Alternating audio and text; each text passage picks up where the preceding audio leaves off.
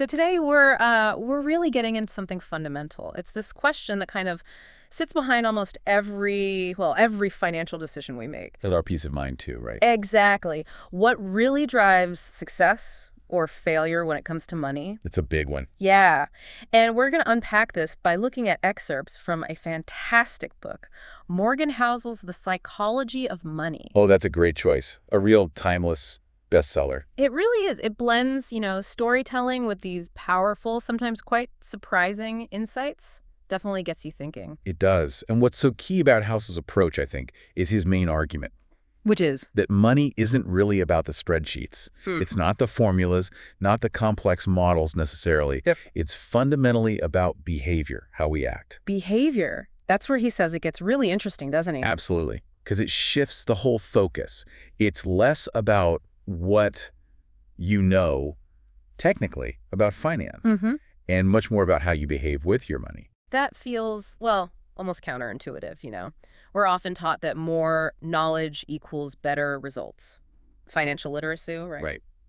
But Housel argues behavior trumps knowledge often. So if behavior is the key, how does he show this? What are some concrete examples from the book? Well, he gives some great ones. Take compounding, for instance. Okay, simple concept. The math is simple, Yeah. But Housel focuses on the behavior needed to actually benefit from it. Ah, okay. What kind of behavior? Incredible patience. Real long-term patience. Consistency and the humility to just let it work. Meaning not messing with it. Exactly.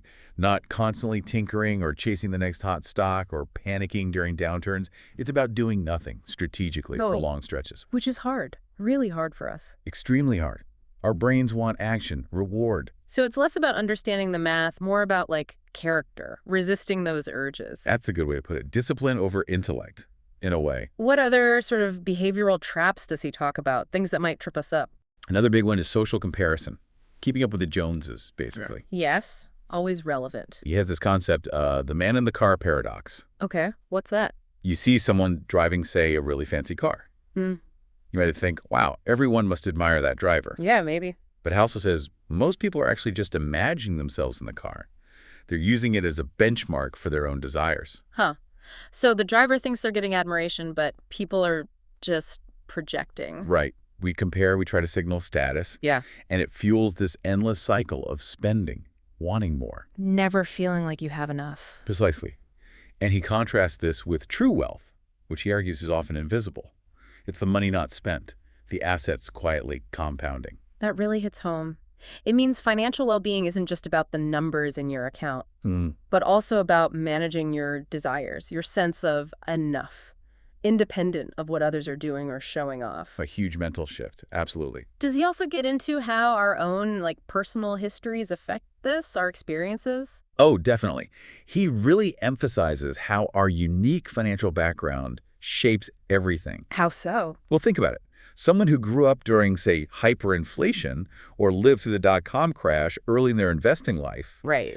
they're going to view risk and volatility very differently than someone who only experienced a long bull market. Makes sense. Their emotional response is conditioned. Exactly. Yeah. These personal experiences, especially those big tail events, recessions, booms, they leave deep imprints. They can totally override rational thinking. So it's not just general human psychology, but your specific journey with money. Yes. Everyone comes to the table with their own set of biases shaped by what they've lived through. Which brings us right back to that core idea, doesn't it? It does. Wealth isn't just about what you know, maybe not even primarily about what you know. It's about how you behave. It really shifts the frame. It does. It's a powerful idea. And if that's true, if building wealth, and maybe more importantly, finding that peace of mind around money, if it really depends on understanding your own psychology, your own triggers and biases. Then we need to look inward. Exactly. We need to understand our own behavior. And that, I think, raises a really important question for you listening right now. It really does. Okay, so here's something to think about. If your behavior with money matters more than just knowing stuff, what's one small change? Just one small shift you could make in your own money mindset, or maybe an action you take every day?